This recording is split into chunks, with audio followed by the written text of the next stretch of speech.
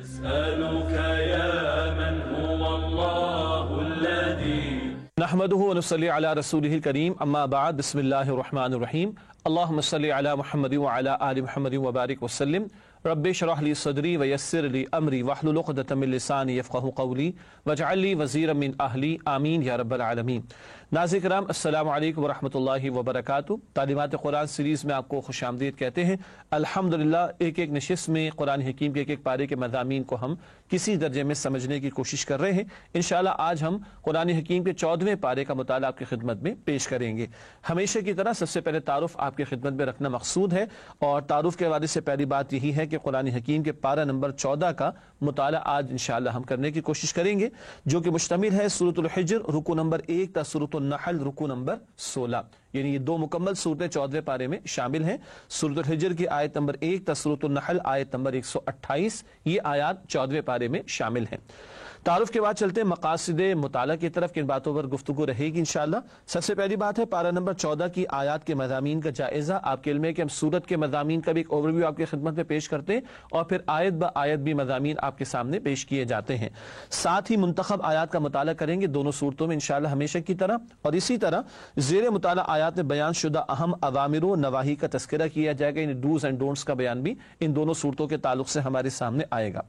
ناظرین کرام 14ویں پارے میں سورہ ہجر پہلے ہے، اس کا آغاز کرنے سے قبل ربط صورت آپ کے سامنے رکھیں گے۔ آپ کے علم میں ہے کہ 13ویں پارے کے اختتام پر سورہ ابراہیم کی تکمیل ہوئی تھی، اور 14ویں پارے میں سورہ ہجر ابتدا میں آتی ہے۔ ان دونوں صورتوں کا ربط صورت پہلے آپ کے سامنے پیش کرنا مقصود ہے۔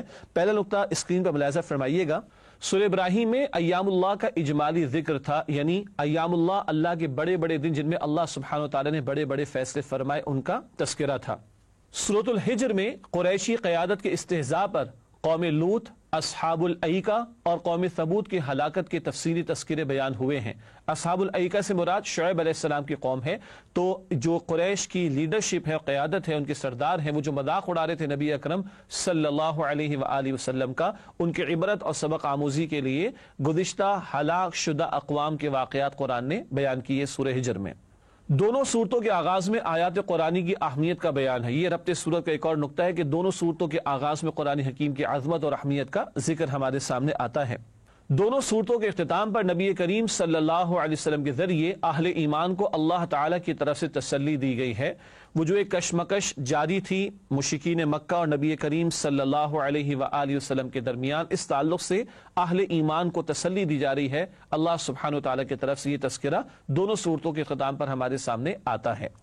ناظرین کرام اب چلتے ہیں سورۃ الحجر کے آغاز کی طرف۔ اس کی ایک آیت 13ویں پارے میں شامل ہے، اور بقیہ پوری سورت 14ویں پارے میں شامل ہے۔ البتہ آپ کے علم میں ہوگا سعودی عرب سے جو قرآن حکیم یا عالم عرب میں جو قرآن حکیم پبلش ہوتے ہیں، شائع ہوتے ہیں، ان میں یہ پوری سورت یعنی پہلی آیت بھی 14ویں پارے کے آغاز میں ہے۔ اس سے کوئی زیادہ ہم بحث نہیں کر رہے، البتہ یہ ذکر کریں گے کہ غالب حصہ یعنی اکثر حصہ سورۃ الحجر کا 14ویں پارے کے آغاز میں ہے۔ آئیے پہلے سورۃ الحجر کے مضامین کا تجزیہ آپ کے سامنے پیش کرتے ہیں۔ آیات 1 تا 25 ایمانیات ثلاثہ یعنی توحید، آخرت اور رسالت کا تذکرہ ہے۔ یہ ایک اوور ویو کے طور پر بات آپ کے سامنے ابھی رکھی جا رہی ہے۔ پہلی 25 آیات میں غالب موضوع ایمانیات ثلاثہ کا بیان ہے۔ پھر آیات 26 سے 28 قصہ آدم و ابلیس، آدم علیہ السلام کا واقعہ ایک اور مرتبہ بیان ہوا اس مقام پر، اور آخر میں آیات 49 سے 99 ایمان بالرسالت کا ذکر ہے، اور اس کے ذیل میں جو کشمکش جاری تھی نبی اکرم صلی اللہ علیہ وآلہ وسلم اور قریش مکہ کے درمیان، اس کا تذکرہ بھی ہمارے سامنے آتا ہے۔ تو یہ تو ایک اوور ویو ہے سورہ ہجر کے مضامین کے تجزیے کے اعتبار سے۔ اب آئیے آیت با آیت سورہ ہجر کے مضامین کو ہم جاننے کی اور سمجھنے کی کوشش کرتے ہیں۔ سورۃ الحجر کا جائزہ آیات کے اعتبار سے، پہلی 2 آیات کفار کی تمنا، کاش ہم بھی مسلمان ہوتے۔ یہ کافر تمنا کریں گے قیامت کے دن، جبکہ عمل کا کوئی موقع نہیں ہوگا، اس دن تو نتائج سامنے آئیں گے، البتہ اس آرزو تمنا کا کل کوئی فائدہ نہیں ہے۔ آیات 3 تا 8 نافرمانوں کے لیے عذاب کا وقت طے ہے۔ مشرکین مکہ کو بھی سمجھایا جا رہا ہے اگر تم ہٹ دھرمی پر اڑے رہے تو پچھلوں پر بھی عذاب آیا تھا، تمہارے لیے بھی اللہ کا جو معین فیصلہ ہے وہ وقت پر ہی سامنے آئے گا۔ پھر آیت نمبر 9 اللہ قرآن کی حفاظت خود فرمائے گا۔ اس آیت پر بعد میں بات بھی ہوگی انشاءاللہ تعالی۔ اللہ تعالیٰ ہی نے قرآن نازل فرمایا، اور اللہ تعالیٰ ہی نے اس کی حفاظت کا ذمہ بھی لیا ہے۔ پھر آیات 10 تا 15، ہر دور میں اکثریت ایمان سے محروم رہتی ہے، یہ بڑی بھاری و سخت بات ہے، البتہ بات ایسی ہے کہ ایک بہت بڑی اکثریت، ایک بہت بڑی تعداد جو ہے وہ جانتے بوجھتے حق سے محروم رہنے کی روش اختیار کر بیٹھتی ہے۔ اللہ ہمیں اس سے محروم رکھے، یعنی اس روش سے محفوظ رکھے، معاف کیجیے گا، اور بچائے رکھے، اور اللہ تعالیٰ کل عالم کے انسانوں کو ہدایت عطا فرمائے اور ہمیں ہدایت پر استقامت نصیب فرمائے۔ پھر آیات 16 تا 22 اللہ کی قدرت کے شاہکار، اس صورت میں بھی اور مکی صورتوں کی طرح اللہ تعالیٰ کی قدرتوں کا نظارہ بار بار پیش کیا گیا، اس مقام پر بھی اللہ تعالیٰ کی قدرت کے مختلف نظارے پیش کیے گئے ہیں۔ اس کے بعد آیات 23 سے 25، اللہ جانتا ہے آگے بڑھنے والوں کو اور پیچھے رہنے والوں کو، کون دنیا کو ترجیح دے رہے ہیں، کون آخرت کو ترجیح دے رہے ہیں، سب اللہ کے علم میں ہے۔ آیات 26 سے 31، عظمت انسان روح کی وجہ سے، سیدنا آدم علیہ السلام کا ذکر بھی آتا ہے، تو جب ان کے خاکی وجود کی تکمیل ہوئی اور ان میں اللہ نے اپنی روح میں سے کچھ پھونکا، پھر فرشتوں سے کہا کہ سجدہ کرو آدم کو، تو انسان کا جو شرف ہے اور عظمت ہے اور عزت ہے وہ روح کی وجہ سے، بشرطے کہ انسان روح کے تقاضوں پر عمل بھی کر رہا ہو۔ پھر آیات 32 تا 35، اللہ کی لعنت تکبر کرنے والے پر، شیطان نے بھی حرکت کی اور اللہ کی رحمت سے دور ہوا، بلکہ اللہ کی لعنت یعنی اس کی رحمت سے دوری میں مبتلا ہو گیا۔ اللہ تعالیٰ تکبر سے ہم سب کی حفاظت فرمائے۔ پھر آیات 36 تا 40، ابلیس کے ناپاک عزائم کہ وہ انسانوں کو صحیح راہ سے ہٹانے کی کوشش کرتا رہے گا، البتہ جو اللہ کے ہو رہے اور اللہ کی بندگی پر قائم رہیں وہ شیطان کے ناپاک عزائم سے انشاءاللہ محفوظ رہیں گے۔ آیات 41 تا 44، شیطان اسے بھٹکاتا ہے جو خود بھٹکنا چاہتا ہے، اور شیطان بھٹکانے کی کوشش کرتا ہے، گمراہ کرنے کی کوشش کرتا ہے۔ ہدایت دینا، گمراہ کرنا اللہ کے اختیار میں ہے، البتہ جو خود یہ طے کر لے، بری راہ کی طرف چلنا شروع کر دے اور خود سے چوائس کرے برے راستے کو، تو شیطان اسی کو پھر آگے اور بڑھاتا ہے گمراہی کے اندر۔ پھر آیات 45 تا 48، اہل جنت کی باہم رنجشیں ختم کر دی جائیں گی۔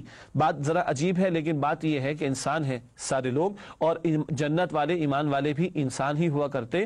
اگر کوئی رنجشیں رہ گئی ہوں گی، کوئی ذرا ایک دوسرے سے ناراضگی دل میں رہ گئی ہوگی، اس سب کچھ سے صاف اور پاک کر کے اللہ ایمان والوں کو جنت میں داخلہ عطا فرمائیں گے۔ اللہ ہمیں اہل جنت میں شامل فرمائے۔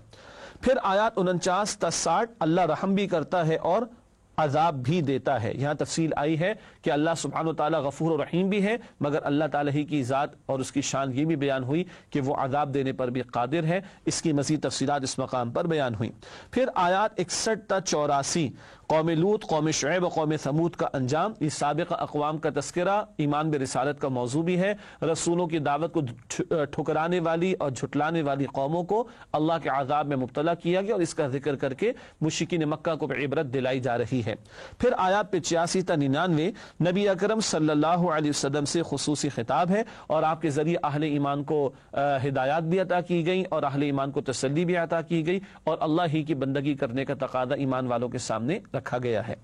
ناظرین کرام، الحمدللہ سورۃ الحجر کی آیات کا جائزہ آپ کی خدمت میں پیش کیا گیا۔ اب چلتے ہیں چند منتخب آیات کے مطالعے کی طرف سورہ حجر کے حوالے سے۔ سب سے پہلے جس آیت کا انتخاب کیا گیا ہے سورہ حجر کی آیت نمبر 9 ہے۔ اللہ تعالیٰ نے ارشاد فرمایا ہے اس مقام پر حفاظت قرآن کے حوالے سے، اِنَّا نَحْنُ نَزَّلْنَا الذِّكْرَ وَإِنَّا لَهُ لَحَافِظُونَ۔ ترجمہ، بے شک ہم نے ہی اس ذکر یعنی قرآن کو نازل فرمایا ہے اور ہم ہی اس کی حفاظت کرنے والے ہیں۔ یہ ذکر اللہ ہی نے عطا فرمایا اور اللہ فرما رہے کہ ہم ہی اس کی حفاظت کرنے والے ہیں۔ گو کہ قرآن کے علاوہ بھی رسول اللہ علیہ السلام پر وحی کا نزول ہوا اور اس کی بھی حفاظت اللہ سبحانہ و تعالیٰ نے فرمائی، مگر غالب اکثریت مفسرین کی اولاً یہاں قرآن ہی مراد لیتی ہے۔ سادہ سی بات یہ ہے، یہ قرآن اللہ کا آخری پیغام اور آخری کلام ہے۔ پچھلی کتابوں کے بعد کیونکہ آخری کلام آنا تھا تو پچھلی کتابوں کی حفاظت کا ذمہ نہیں لیا گیا، آخری کلام کی حفاظت کا ذمہ لیا گیا، اور پچھلی کتابوں کی تعلیمات بھی اس آخری کلام میں عطا کر دی گئی۔ اور یہ قرآن حفظ کے طور پر بھی محفوظ ہے، چھوٹے چھوٹے بچوں کے سینوں میں اس کو لکھنے کے ذریعے بھی محفوظ کیا گیا، اس کی تعلیمات عمل کے اندر بھی آ گئی ہیں، اور اس کی تدریس کا سلسلہ پوری دنیا کے کونے کونے میں جاری و ساری ہے۔ تو حفاظت بھی، تحریر بھی، عمل بھی اور تدریس بھی، ان چاروں ذرائع سے قرآن کی حفاظت کا اہتمام ہو رہا ہے اور ہوتا رہے گا انشاءاللہ تعالی۔ اس کے بعد اگلی دو آیات کا انتخاب کیا گیا ہے سورہ حجر کی آیات 49 اور 50۔ اللہ کی دو شانیں، ان کا ذکر ہے۔ ارشاد ہوا، نبی عبادی انی انا الغفور الرحیم وان عذابی هو العذاب العلیم۔ ترجمہ، اے نبی صلی اللہ علیہ وسلم میرے بندوں کو بتا دیجئے کہ بے شک میں بہت ہی بخشنے والا ہوں اور مہربان ہوں، اور یہ کہ میرا عذاب بھی نہایت دردناک عذاب ہے۔ اللہ کی دونوں شانوں کا بیان، وہ غفور بھی ہے، رحیم بھی ہے، مگر ساتھ ہی ذکر ہوا وہ دردناک عذاب دینے والا بھی ہے۔ کیا مراد ہے کہ اللہ تعالیٰ کی رحمت کی امید بھی ہو اور اللہ تعالیٰ کے عذاب کا خوف بھی ہو۔ حدیث شریف میں یہ ذکر بھی آیا کہ الایمان بین الخوف والرجاء، ایمان خوف اور امید کے درمیانی کیفیت کا نام ہے۔ کبھی ایسا ہوتا ہے کہ بس رحمت کی امید ہی ہوتی ہے اور آدمی گناہ کرتے رہتا ہے کہ معافی تو ہو جائے گی، اور کبھی اس قدر خوف طاری ہو جاتا ہے کہ آدمی گناہ نہیں چھوڑتا کہ اب تو عذاب مل رہی ہے۔ یہ دونوں رویے انتہا پسندانہ ہے۔ اعتدال کی بات کیا ہے؟ رب کی رحمت کی امید بھی ہو اور اس کے عذاب کا خوف بھی ہو۔ یہ دونوں باتیں ساتھ ساتھ قرآن حکیم نے اس مقام پر بیان فرمائیں۔ ناظرین کرام، اس کے بعد اگلی اور آخری جس آیت کا انتخاب کیا گیا وہ سورہ حجر کی آیت نمبر 87 ہے، اور بڑا قیمتی مقام سورہ فاتحہ کی عظمت کا یہاں پر ذکر ہے۔ ارشاد ہوا وَلَقَدْ آتَيْنَاكَ سَبْعًا مِنَ الْمَثَانِ وَالْقُرْآنِ الْعَظِيمِ، ترجمہ، اور یقیناً ہم نے آپ صلی اللہ علیہ وسلم کو عطا فرمائیں 7 آیات دہرائے جانے والیاں جو کہ بذات خود ایک عظیم قرآن کا درجہ رکھتی ہیں۔ یہ بڑی ہی پیاری بات آئی ہے اس مقام پر، اور اس آیت کی وضاحت جامع ترمذی کی روایت میں خود اللہ کے پیغمبر علیہ الصلوۃ والسلام نے فرمائی، اور آپ نے فرمایا کہ یہی سورہ فاتحہ 7 من المثانی، بار بار دہرائے جانے والیاں یعنی 7 آیات ہیں، اور آپ نے فرمایا کہ والقرآن العظیم، یہ سورہ فاتحہ قرآن عظیم ہے۔ تو قرآن کی اس آیت کی تفسیر خود رسول اللہ علیہ الصلوۃ والسلام نے عطا فرمائی، جامع ترمذی کی روایت ہے، اور ان آیات کی عظمت، سورہ فاتحہ کی 7 آیات کی عظمت خود قرآن اس مقام پر بیان فرما رہا ہے۔ تو یہ بار بار دہرائی جاتی ہیں، ان میں ہماری تینوں عقائد کا ذکر بھی ہے، توحید کا بھی، آخرت کا بھی، رسالت کا بھی، اور اللہ کی بزرگی اور بلندی اور اللہ کی عظمت کا بیان بھی، اور بندے کی محتاجی اور دعا مانگنے کا تذکرہ بھی سورہ فاتحہ میں آتا ہے۔ مزید فرمایا کہ یہ قرآن عظیم کا درجہ رکھتی ہیں۔ قرآن حکیم کے 3 بنیادی موضوعات ہیں بار بار جن کا ذکر آ رہا ہے، توحید، آخرت اور رسالت، اور رسالت کے ذیل میں ہی شریعت کی تعلیمات ہے، شریعت کے احکامات ہیں، ڈوز اینڈ ڈونٹس کا بیان بھی ہے۔ اور سورہ فاتحہ کی 7 آیات کا تجزیہ کریں تو یہ تینوں بنیادی ایمانیات یا موضوعات سورۃ الفاتحہ میں بھی ہمارے سامنے آتے ہیں۔ اللہ تعالی ہمیں سمجھتے ہوئے سورہ فاتحہ کی تلاوت کرنے اور اس کے تقاضوں پر عمل کرنے کی توفیق عطا فرمائے۔ سورہ فاتحہ میں اللہ کے شکر کا ذکر بھی ہے، سورہ فاتحہ میں اللہ کی رحمت کا ذکر بھی ہے، سورہ فاتحہ میں اللہ کے بدلے کے دن کا مالک ہونا اس کا ذکر بھی ہے، سورہ فاتحہ میں اللہ ہی کی عبادت کرنے کا ذکر بھی ہے، سورہ فاتحہ میں اللہ ہی سے دعا کرنے کا بیان بھی ہے، سورہ فاتحہ میں اللہ سے ہدایت کی دعا مانگنے کا بیان بھی ہے، اور سورہ فاتحہ میں مغضوب علیہم مراد ایک یہود ہے، ان سے مراد، اور ضالین مراد نصارہ، گمراہ رویوں اور فرقوں سے بچنے کی دعا بھی ہے۔ یہ سب کچھ سورہ فاتحہ میں ہمارے سامنے آتا ہے۔ اللہ ان تقاضوں پر بھی ہمیں عمل کرنے کی توفیق عطا فرمائے۔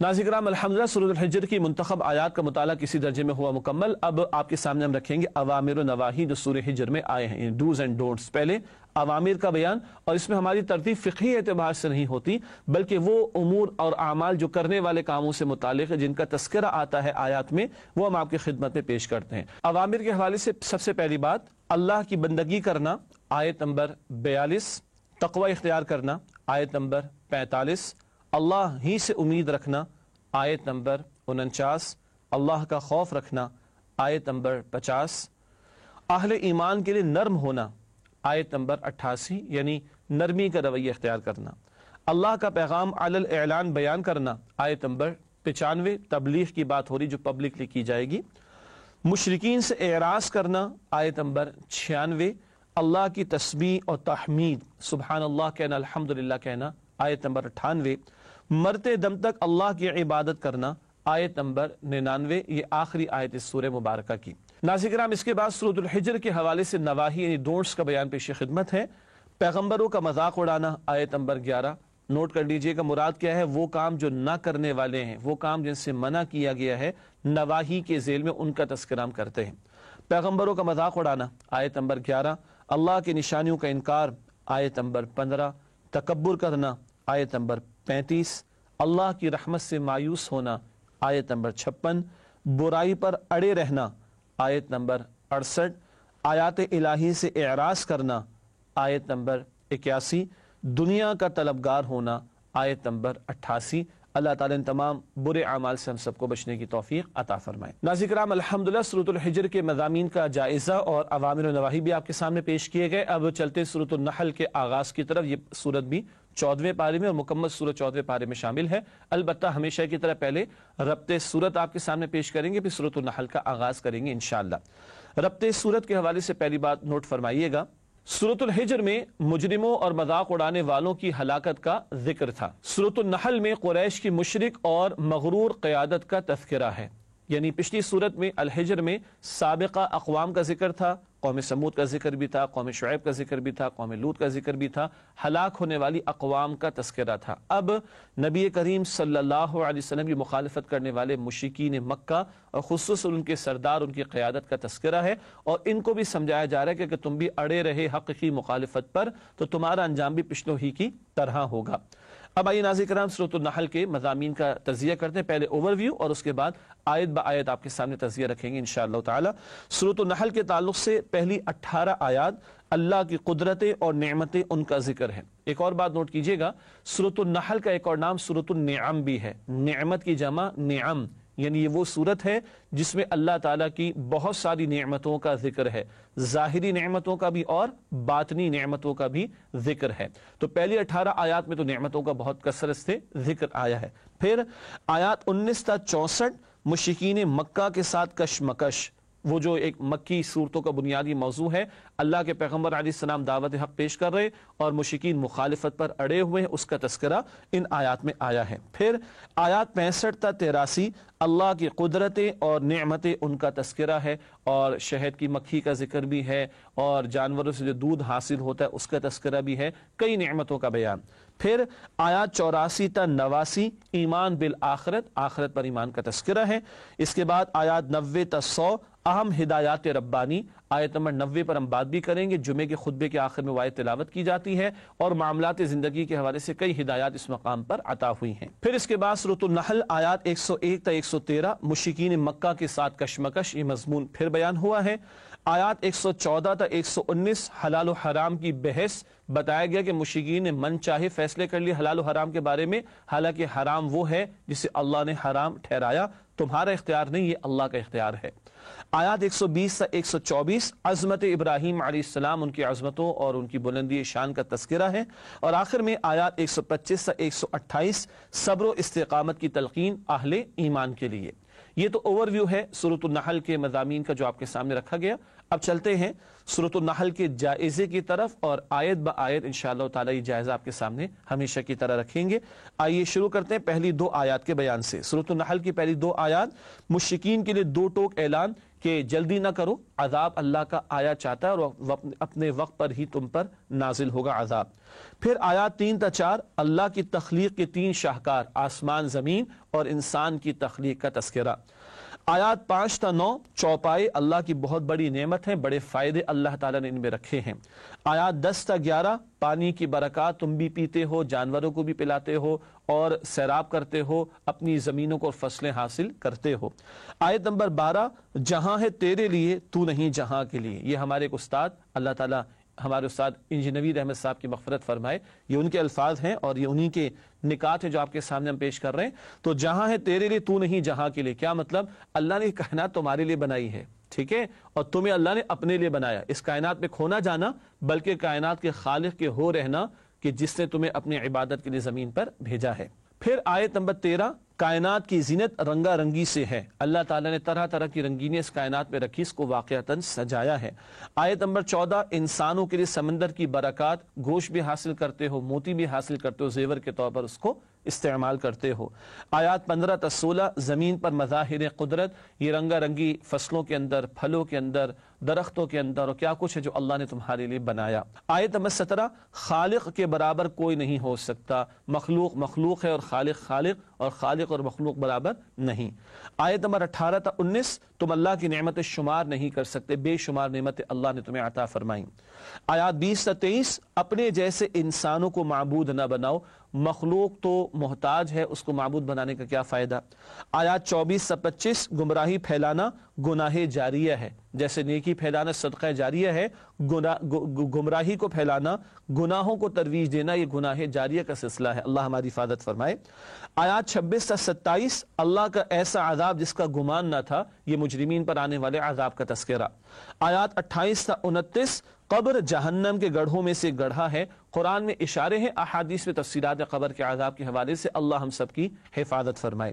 آیت نمبر 30 سے 31، سب سے بڑا خیر اللہ کی کتاب قرآن کریم، اس قرآن کو خیر یعنی بہترین بات قرار دیا گیا ہے۔ آیت نمبر 32، قبر جنت کے باغوں میں سے ایک باغ ہے اور نیک لوگوں کی قبر کا تذکرہ ہے اور تفصیلات احادیث میں ہمارے سامنے آتی ہیں۔ آیات 33 سے 34، نافرمانوں کو کس بات کا انتظار ہے، موت کے آنے کے بعد حق قبول کریں گے تب تو کوئی فائدہ نہیں ہوگا۔ آیت نمبر 35، شرک کے لیے خوشنما جواز، کہتے تھے مشرکین اگر اللہ چاہتا تو ہمارے باپ دادا نہ ہمارے باپ دادا شرک کرتے نہ ہم شرک کرتے، معاذ اللہ، اپنی غلطی کو اللہ کی طرف جو ہے وہ منسوب کر رہے، معاذ اللہ۔ آیات 36 تا 37، رسولوں کی دعوت، اللہ کی عبادت اور طاغوت سے بغاوت، ایک اللہ کی عبادت کی جائے اور طاغوت کا انکار کیا جائے۔ آیات 38 تا 40، اللہ جھوٹوں کو گھر تک پہنچائے گا، یہ بھی ہمارے محاورے کے اعتبار سے ایک بات ہے، مراد ہے کہ جو مجرمین ہیں ان کا انجام ضرور ان کے سامنے آئے گا، دنیا میں بھی اللہ کی پکڑ آتی ہے اور آخرت کا سب سے بڑا عذاب تو ان کے لیے تیار ہے۔ آیات 41 تا 42، اللہ کی راہ میں ہجرت کی فضیلت، برکات ہیں اور درجات ہیں جو اللہ نے ہجرت کرنے والوں کے لیے بیان فرمائے۔ آیات 43 تا 44، حدیث قرآن کی وضاحت کرتی ہے، رسول اللہ علیہ السلام کو فرمایا گیا آپ پر قرآن کا نزول ہوا تاکہ آپ لوگوں کے لیے اس کی وضاحت فرمائیں۔ آیات 45 تا 47، اللہ کے عذاب سے ہر وقت ڈرتے رہو۔ آیات 48 تا 50، ہر شے ہی نہیں اس کا سایہ بھی اللہ کو سجدہ کرتا ہے، ہر شے اللہ کے حکم کے تابع ہے اس پوری کائنات میں سوائے انسان و جنات جن کو اللہ نے عمل کا اختیار دیا ہے۔ آیات 51 تا 52، دو معبود نہ بناؤ، معبود ایک ہی ہے اللہ وحدہ لا شریک، اس کی عبادت میں کسی کو شریک نہ کرو۔ مزید چند آیات کا بیان آپ کے سامنے تجزیے کے طور پر وقفے کے بعد رکھیں گے، امید آپ ہمارے ساتھ رہیں گے۔ السلام علیکم ورحمۃ اللہ وبرکاتہ۔ أسألك يا من هو الله الذي يا من هو الله الذي السلام علیکم ورحمۃ اللہ وبرکاتہ۔ ناظرین کرام، پروگرام تعلیمات قرآن میں آپ کو خوش آمدید کہتے ہیں اور آپ کے علم ہے کہ آج ہم قرآن حکیم کے 14ویں پارے کے مضامین کا جائزہ لے رہے ہیں اور وقفے سے پہلے سورۃ النحل کی آیات کا تجزیہ آپ کے سامنے پیش کیا جا رہا تھا اور آیت نمبر 52 تک کا تجزیہ آپ کی خدمت میں پیش کیا گیا تھا۔ بات کو آگے بڑھاتے ہیں اور سورۃ النحل کا جائزہ مزید جاری رکھتے ہیں۔ آیات 53 تا 56، ہر نعمت اللہ ہی کی عطا کردہ ہے، چنانچہ اسی کا شکر ہم پر واجب ہے۔ آیات 57 تا 60، مشرکین مکہ کی بے انصافی، ذرا مشکل ہوتی تو اللہ کو پکارتے اور مشکل دور ہو جاتی تو پھر غیروں کو پکارنا شروع کر دیتے تھے۔ آیت نمبر 61، اللہ کی رحمت نہ ہوتی تو ہم تباہ ہو جاتے۔ قرآن بار بار یہ ذکر کرتا ہے کہ اللہ تمہاری ہر بات پر، ہر گناہ پر پکڑنے پر آ جائے تو زمین پر ایک جاندار بھی باقی نہ چھوڑے، تو اس کی رحمت ہے کہ وہ مہلت دیتا ہے۔ آیات 62 تا 63، 100 گناہ کیے تیری رحمت کے زور پر، یہ بھی ایک ہمارے شعر کا ایک مصرع ہے کہ انسان اللہ تعالیٰ کی صفت رحمت ہی کو سامنے رکھتا ہے اور گناہ کیے چلے جاتا ہے، گناہ کیے چلے جاتا ہے، حالانکہ اللہ تعالیٰ رحمان و رحیم بھی ہے، کوئی شک نہیں، مگر اللہ تعالیٰ نے عذاب کا ذکر بھی کیا ہے اور وہ شدید العقاب بھی ہے، سخت سزا دینے والا بھی ہے۔ یہ دونوں پہلو ہمارے سامنے رہنے چاہیے، پہلے بھی اس کا ذکر سورہ ہجر کے ذیل میں آیا تھا۔ پھر آیت نمبر 64، قرآن کی فیصلہ کن وضاحت، حدیث نبوی صلی اللہ علیہ وآلہ وسلم، یہ موضوع پہلی بھی آیا، دوبارہ آیا کہ قرآن کی وضاحت رسول اللہ علیہ السلام فرمائیں گے، یہ ذکر بار بار قرآن کرتا ہے۔ پھر آیات 65 تا 69، اللہ کی نعمت 4 مشروبات کی صورت میں، اللہ سبحانہ وتعالیٰ دودھ بھی عطا فرماتا ہے، جانوروں میں سے ہم حاصل کرتے ہیں، اور شہد کی مکھی کا جو شہد ہے وہ بھی ہم پیتے ہیں، اس طرح کئی مشروبات کا ذکر اللہ سبحانہ وتعالیٰ نے اس مقام پر فرمایا۔ آیت نمبر 70، انسان کی بے بسی کہ وہ محتاج ہے اللہ سبحانہ وتعالیٰ کا، اور اتنا محتاج ہے، دیگر مقامات پر قرآن کہتا ہے کہ سانس لینے کے لیے ہوا بھی اللہ نے تمہیں عطا فرمائی، اور بہت سارے پہلو ہیں اللہ کی نعمتوں کا جن کا ذکر قرآن کرتا ہے اس تعلق سے بھی کہ انسان کی بے بسی اس پر واضح ہو۔ آیت نمبر 71، شرک کی نفی کی ایک واضح مثال، اللہ تعالیٰ نے کئی مثالیں عطا فرمائی ہیں، اور اللہ تعالیٰ قرآن حکیم میں یہ بھی بیان فرماتے ہیں کہ ایک غلام ہے جس کا ایک آقا ہو اور ایک غلام ہے جس کے کئی آقا ہوں، کیا دونوں برابر ہو سکتے؟ قطعاً نہیں، تو ایک کو ماننے والا راحت و سکون میں ہوگا اور بہت سو کو پکارنے والا وہ مشکل میں ہوگا۔ آیات 72 تا 74 اللہ کے احسانات اور بندوں کی ناشکری۔ اس صورت میں بار بار اللہ تعالیٰ نے اپنے انعامات کو گنوایا لیکن بندے ناشکری ہی پر اڑے رہتے ہیں، اس کا تذکرہ ہے۔ آیات 75 تا 76 دو بلیغ مثالیں، وہی غلاموں والی مثالیں اللہ سبحانہ وتعالیٰ نے عطا فرمائی۔ ایک غلام یہ کہ جس کے پاس جو ہے وہ ایک ہی مالک، دوسرے کے پاس بہت سارے مالک برابر نہیں ہو سکتے۔ ایک وہ شخص ہے کہ جو پورا اختیار رکھتا ہے، دوسرا بیچارہ گونگا اور بہرا ہے، کیا دونوں برابر ہو سکتے؟ قطعاً نہیں ہو سکتے۔ بار بار اللہ تعالیٰ نے کئی مثالیں بیان فرما کر شرک کی نفی فرمائی ہے۔ اس کے بعد آیات 77 تا 83 اللہ کی بے مثال قدرتیں اور نعمتیں، پھر اللہ تعالیٰ نے اپنی نعمتوں کو گنوایا جو بے شمار نعمتیں اللہ نے بندوں کو عطا فرمائیں۔ آیات 84 تا 85 امت کے خلاف رسولوں کی گواہی، ہر امت کے رسول کھڑے ہو کر یہ بات کہیں گے، اللہ ہم نے تو پیغام کو پہنچا دیا، تب آپ ان سے پوچھئے، اللہ تعالیٰ ہم سب کے لیے کل کے معاملے کو آسان فرمائے۔ آیات 86 تا 88 جن پہ تکیہ تھا وہی پتے ہوا دینے لگے، مشرکین کے جھوٹے معبود کل کسی کام ان کے نہیں آئیں گے اور وہاں ان کی حسرت کا ہی ایک عالم ہوگا اور وہ اپنے آپ پر ہی غصہ کر رہے ہوں گے، مشرکین کے کن جھوٹے معبودوں کو ہم نے معبود بنا رکھا تھا۔ آیت 89 نبی کریم صلی اللہ علیہ وسلم کی امت کے خلاف گواہی۔ خلاف کا مطلب کیا ہے؟ اے اللہ میں نے پیغام پہنچا دیا، پیغمبر کہہ دیں گے علیہ السلام، اب بندوں نے بھی گواہی دینی ہے یا بندوں نے بھی جواب دینا ہے کہ انہوں نے پیغام کے تعلق سے کیا رویہ اختیار کیا۔ پھر آیت نمبر 90 اللہ کی پسند اور ناپسند، یہ آیت بعد میں ہم پڑھیں گے انشاءاللہ منتخب آیات کے ذیل میں، اور یہ جمعے کے خطبے کے آخر میں تلاوت بھی کی جاتی ہے، اور 3 باتوں کا حکم اللہ نے کرنے کے حوالے سے دیا اور 3 باتوں سے اللہ نے اس آیت میں روکا بھی ہے۔ پھر آیات 91 تا 94 معاہدات کی پاسداری کا حکم، وعدے کو پورا کرنے کا حکم دیا گیا اور اس کے تعلق سے ایک مثال بھی اللہ نے عطا فرمائی۔ پھر آیات 95 تا 96 عارضی مفادات کے تحت معاہدات کا سودا نہ کرو، مراد ہے کہ کسی کی کمزوری کا فائدہ اٹھا کر تم نے وقتی طور پر معاہدہ کر لیا اور اس سے تم نے فائدہ اٹھا لیا اور اس غریب کا تم نے نقصان کر دیا، ایسی بے انصافی سے روکا گیا۔ آیت نمبر 97 پاکیزہ زندگی اللہ کا انعام ہے، اور پاکیزہ زندگی کیا ہے کہ بندہ ایمان پر قائم ہو اور ایمان کے تقاضوں پر عمل کرے تو راحت و سکون اس کا مقدر ہوگا۔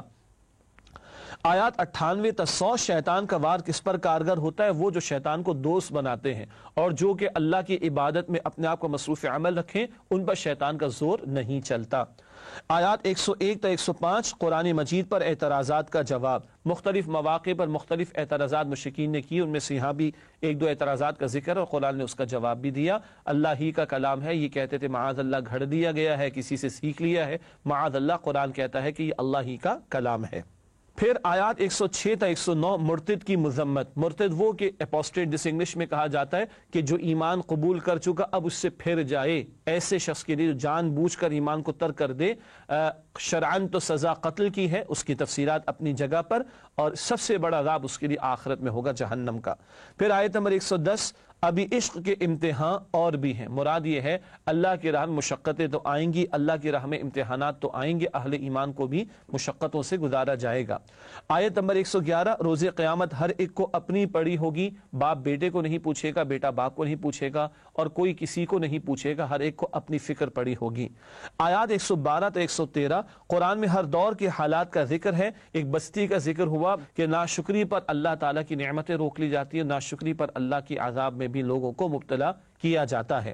آیات 114 تا 118 حلال و حرام رزق کے حوالے سے ہدایات، اللہ نے کن باتوں کو حرام قرار دیا اس کا ذکر بھی ہے، مردار کو حرام کیا، بہتے خون کو حرام کیا، سور کے گوشت کو حرام کیا، اور وہ ذبیحہ جس پر اللہ کے سوا کسی اور کا نام لیا جائے اس کی حرمت کا ذکر بھی اس مقام پر آیا، اور حلال و طیب کھانے کی تلقین کی گئی۔ آیات 119 تا 120 یہودیوں کے لیے سزا، ان کی نافرمانیوں کی وجہ سے کچھ حلال چیزیں بھی اللہ نے ان پر حرام کر دی تھی۔ آیات 121 تا 123 حضرت ابراہیم علیہ السلام اپنی ذات میں ایک امت تھے، تنہا اتنے بڑے کام وہ کر گئے جو ایک بہت بڑی امت اور جماعت کے لیے بھی مشکل اور دشوار ہوتا۔ پھر آیت نمبر 124 اللہ کے نزدیک افضل دن جمعے کا ہے، سبت کا نہیں۔ سبت سیبٹ انگلش میں یہ ہفتے کو کہا جاتا ہے، یا یہود کے ہاں اس کی عظمت موجود تھی، انہوں نے خود اس دن کو چاہا کہ اختیار کر لیں۔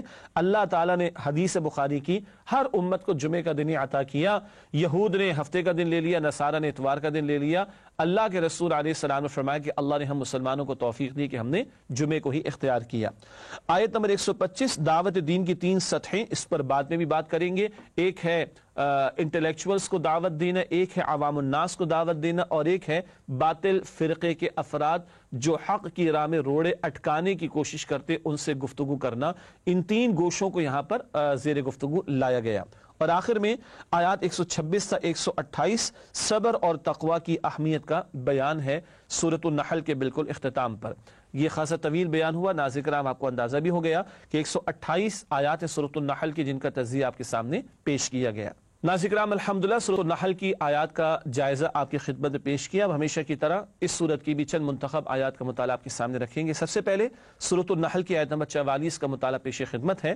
قرآن کریم کی تشریح نبی کریم صلی اللہ علیہ وسلم کی ذمہ داری۔ اللہ تعالیٰ خود اس مقام پر ارشاد فرما رہے ہیں وَأَنزَلْنَا إِلَيْكَ الذِّكْرَ لِتُبَيِّنَ لِلنَّاسِ مَا نُزِّلَ إِلَيْهِمْ وَلَعَلَّهُمْ يَتَفَكَّرُونَ۔ ترجمہ، اور اے نبی صلی اللہ علیہ وسلم ہم نے آپ پر یہ ذکر یعنی کتاب نازل کی ہے تاکہ آپ اسے لوگوں کے سامنے کھول کھول کر بیان کر دیں جو ان کی طرف نازل کیا گیا ہے، اور تاکہ وہ غور و فکر کریں۔ قرآن اللہ تعالیٰ نے رسول اللہ علیہ السلام کے قلب مبارک پر نازل فرمایا جبریل امین کے ذریعے۔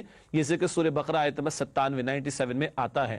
اللہ چاہتے ہر ایک گھر میں قرآن کی کاپی آ جاتی، جو اللہ لکھی ہوئی تورات تختیوں پر عطا کرنے پر قادر ہے، نازل کرنے پر قادر ہے، وہ لکھا ہوا قرآن بھی دے سکتا تھا، لیکن نہیں، اے نبی آپ پر نازل کیا، اب آپ بتائیں لوگوں کو کہ اللہ نے کیا نازل کیا۔ یہ بیان کرنا، واضح کرنا، یہ رسول اللہ علیہ السلام کی ذمہ داری تھی۔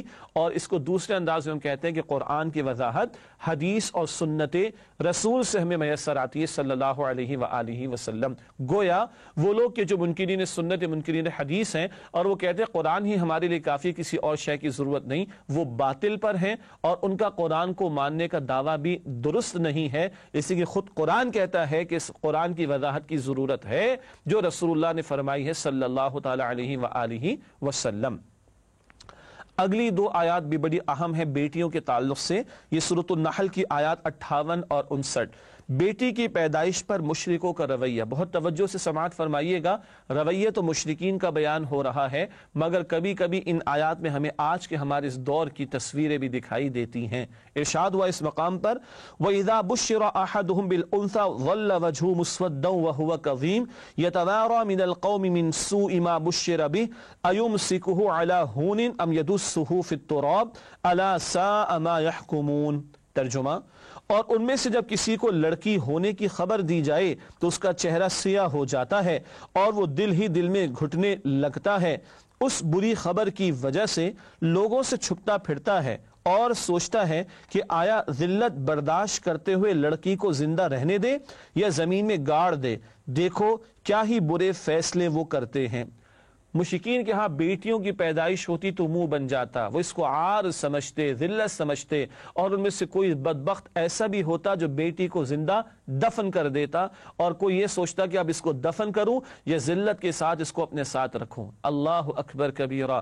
اور اس معاشرے میں جب محمد رسول اللہ صلی اللہ علیہ وسلم کے ہاں ایک دفعہ بیٹی پیدا ہوئی، 4 بیٹی اللہ نے عطا فرمائی، تو لکھنے والوں نے لکھا اور بیان کرنے والوں نے بیان کیا تھا، ایک خادمہ رسول اللہ کے پاس آتی صلی اللہ علیہ وسلم، اور آپ بیت اللہ کے قریب ہیں، اور وہ خوشخبری سناتی ہے کہ اللہ نے بی بی خدیجہ کو بیٹی عطا فرمائی، اور وہ خادمہ کہتی کہ رسول اللہ علیہ السلام کا چہرہ انور خوشی سے دمک اٹھا گلاب کے پھول کی طرح، اور آپ نے اللہ کا شکر ادا کیا، اور آپ وہاں سے تیزی کے ساتھ تشریف لے گئے گویا کہ دوڑتے ہوئے، اور آپ کی سانس بھی پھول رہی تھی، اور آپ نے بی بی خدیجہ کو جا کر مبارکباد دی، اور آپ نے بیٹی کو گود میں اٹھایا اور اس بچی کو چوما اور سینے سے لگائے رکھا اور اللہ سبحانہ و تعالیٰ کا شکر ادا کیا۔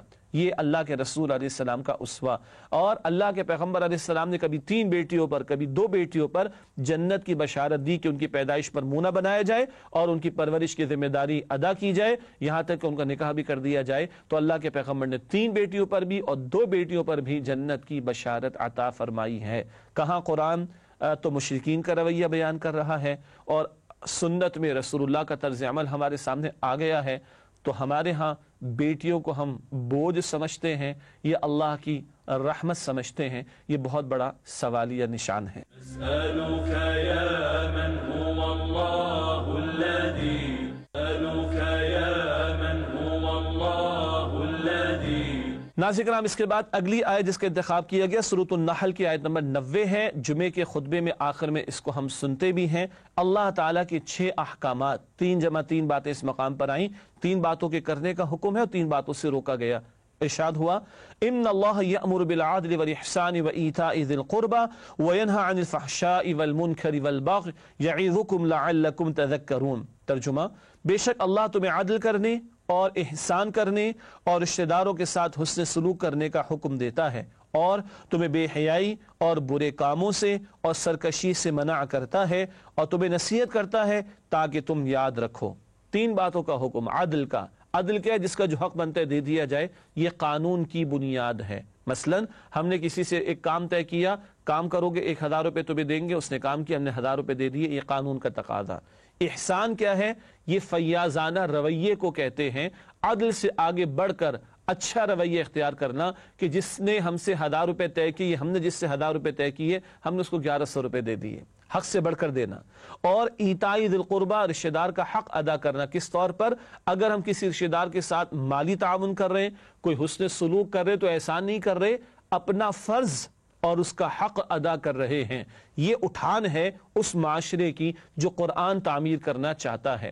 تین باتوں سے روکا گیا، فحشاء، بے حیائی، وہ تمام برے کام جس کو ہر معاشرے میں برا تسلیم کیا جاتا ہے، جیسے کہ ہر پاکیزہ معاشرے میں اور پاکیزہ افراد میں زنا کو گندہ ہی سمجھا جاتا ہے، فحشاء۔ اور منکر، وہ کہ جس کو فطرت بھی ناپسند کرے اور شریعت نے بھی اس سے ہمیں منع کیا ہو، منکر جس سے کہ روکا گیا ہو برے کام۔ اور بغ، یہ زیادتی کو کہتے ہیں، کسی کا حق تلف کرنا، کسی کا نقصان کر دینا، کسی پر ظلم کرنا۔ تو بے حیائی سے بھی روکا گیا، منکر سے بھی روکا گیا، اور بغ یعنی زیادتی کے کاموں سے بھی روکا گیا۔ مزید تفصیلات تفاسیر میں پڑھی جا سکتی ہیں۔ اللہ تعالیٰ نے 3 کاموں کے کرنے کا حکم دیا اور 3 باتوں سے اس مقام پر، 3 برے اعمال سے اس مقام پر روکا ہے۔ اس کے بعد اگلی 2 آیات بھی بڑی قیمتی ہیں، سورہ نحل کی آیات 96 اور 97۔ حقیقی زندگی کیا ہے جو اللہ کی نگاہوں میں حقیقی زندگی ہے؟ ارشاد ہوا ما عندکم ينفد وما عند اللہ باق ولنجزین الذین صبروا اجرهم باحسن ما كانوا يعملون من عمل صالحا من ذکر او انثى وهو مؤمن فلنحيينه حیاتا طیبہ ولنجزینهم اجرهم باحسن ما كانوا يعملون۔ ترجمہ، جو کچھ تمہارے پاس ہے وہ ختم ہو جانے والا ہے، اور جو اللہ کے پاس ہے وہ باقی رہنے والا ہے، اور جن لوگوں نے صبر کیا ہم ان کو ان کے اعمال کا بہت اچھا بدلہ دیں گے۔ جو شخص نیک اعمال کرے گا، خواہ مرد ہو یا عورت، اور وہ مؤمن بھی ہوگا، تو ہم اسے یقیناً نہایت بہتر زندگی عطا فرمائیں گے اور ان کے نیک اعمال کا نہایت اچھا صلہ دیں گے۔ یہ آیت نمبر 96 اور 97 کا ترجمہ ہے۔ ہمیشہ کی زندگی تو آخرت کی ہے، اس لیے فرمایا تمہارے پاس جو کچھ ہے وہ ختم ہو جائے گا، تم بھی ختم ہو جاؤ گے، یہ سب بھی ختم ہو جائے گا، سب ٹھاٹ پڑا رہ جائے گا جب لات چلے گا بنجارا، اور جائے گا جب جہاں سے کچھ بھی نہ ساتھ ہوگا، 2 گز کفن کا کپڑا تیرا لباس ہوگا۔ اصل زندگی تو وہاں کی۔ ہاں، دنیا میں بھی ایک پاکیزہ زندگی ہوتی جس کا ذکر ہوا کہ جو ایمان لائے اور نیک عمل کرے تو اس کو ہم پاکیزہ زندگی عطا فرمائیں گے۔ یہ کون سی پاکیزہ زندگی ہے؟ ایمان والوں میں صبر کا جذبہ پیدا ہو جاتا ہے، شکر کا جذبہ پیدا ہو جاتا ہے، قناعت کا جذبہ پیدا ہو جاتا ہے، توکل کی کیفیت پیدا ہو جاتی ہے، سب کچھ ہونے کا یقین اللہ ہی سے ہو اس بات کی کیفیت پیدا ہو جاتی ہے، اللہ ہی کو کل نفع نقصان کا مالک سمجھنا، یہ جذبہ ان کے اندر اور یقین ان کے اندر پیدا ہو جاتا ہے۔ تو پھر حسد نہیں ہوگا، جلن نہیں ہوگی، کسی کو آگے بڑھتا ہوا دیکھ کر ٹینشن نہیں ہوگی، کسی کے خلاف برے جذبات دل میں نہیں آئیں گے۔ یہ پاکیزہ زندگی کن کے لیے؟ جو ایمان بھی لائیں اور نیک عمل بھی کرتے رہیں۔ اللہ ہمیں ایسی ہی زندگی یہاں اور وہاں آخرت میں بھی عطا فرمائے۔ ناظرین کرام، اس کے بعد اگلی آیت نمبر 112 جس کا انتخاب کیا گیا سورہ نحل میں سے، ناشکر گزار بستی کی مثال۔ ارشاد ہو رہا ہے وَضَرَبَ اللَّهُ مَثَلًا قَرْيَةً كَانَتْ آمِنَةً مُطْمَئِنَّةً يَأْتِيهَا رِزْقُهَا رَغَدًا مِنْ كُلِّ مَكَانٍ فَكَفَرَ بِأَنْعُمِ اللَّهِ فَأَذَاقَهَا اللَّهُ لِبَاسَ الْجُوعِ وَالْخَوْفِ بِمَا كَانُوا يَصْنَعُونَ۔ ترجمہ، اور اللہ ایک بستی کی مثال بیان فرماتا ہے جو پورے امن و اطمینان سے تھی، اس کا رزق ہر طرف سے اس کے پاس با فراغت چلا آتا تھا، مگر ان لوگوں نے اللہ کی نعمتوں کی ناشکری کی تو اللہ نے ان کے اعمال کے سبب ان کو بھوک اور خوف کا لباس پہنا کر ناشکری کا مزہ چکھا دیا۔ یہ آیت نمبر 112 سورہ نحل کی۔ حضرت ابن عباس رضی اللہ تعالیٰ عنہ فرماتے ہیں یہ اہل مکہ کا بیان ہے کہ جب رسول اللہ علیہ الصلوۃ والسلام کی نافرمانی کے روش پر اڑے رہے یہ لوگ مکے والے تو 7 برس تک ان پر قحط بھی مسلط کیا گیا تھا۔ اللہ تعالیٰ محفوظ رکھے۔ البتہ قرآن ابدی کلام ہے، ہر دور میں ایسی مثالیں سامنے آتی رہیں گی۔ اور ناظرین کرام، ہمیشہ کی طرح آخر میں فرمان نبوی صلی اللہ علیہ وسلم پیش خدمت، اور مقصود ہوتا ہے قرآن کی ترغیب اور تشویق دلانا۔ ارشاد ہوا رشک تو بس 2 ہی آدمی پر ہو سکتا ہے، ایک تو اس پر جسے اللہ نے قرآن مجید کا علم دیا اور وہ اس کے ساتھ رات کی گھڑیوں میں کھڑا ہو کر نماز پڑھتا رہا، اور دوسرا آدمی وہ جسے اللہ تعالی نے مال دیا اور وہ اسے محتاجوں پر رات دن خیرات کرتا رہا۔ صحیح بخاری شریف کی روایت ہے، قرآن کی دولت عطا ہوئی اور راتوں میں بھی اس کے ساتھ کھڑا ہو اور اسی کے ساتھ دن رات لگا ہو، اور دوسرا وہ جس کو مال ملا اور اللہ کی راہ میں خرچ کرتا ہے۔ ایسے 2 افراد پر رشک کرنا جائز ہے۔ اللہ تعالیٰ سے دعا ہے کہ اللہ ہم سب کو قرآن حکیم سے ہمارے تعلق کی مزید مضبوطی عطا فرمائے۔ وآخر دعوانا ان الحمدللہ رب العالمین، والسلام علیکم ورحمۃ اللہ وبرکاتہ۔ نسألك يا من هو الله الذي